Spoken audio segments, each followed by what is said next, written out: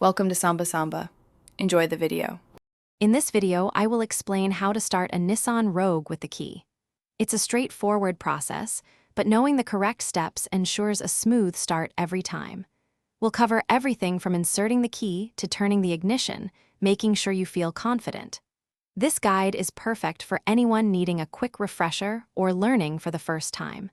Let's get your Rogue ready to go.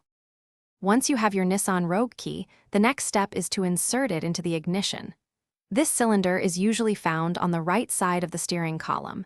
Gently push the key all the way in until it stops.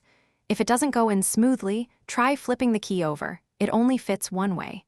Avoid forcing it, as this could damage the key or the ignition. With the key fully inserted, turn it clockwise to the on position.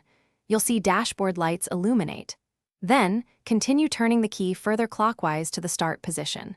Hold it there for just a moment until the engine catches and begins to run. As soon as the engine starts, release the key and it will spring back to the on position automatically. You're now ready to drive. Here are a few important tips for starting your Nissan Rogue.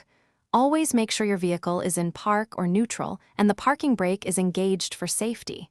If the engine cranks but doesn't start, check your fuel gauge and battery.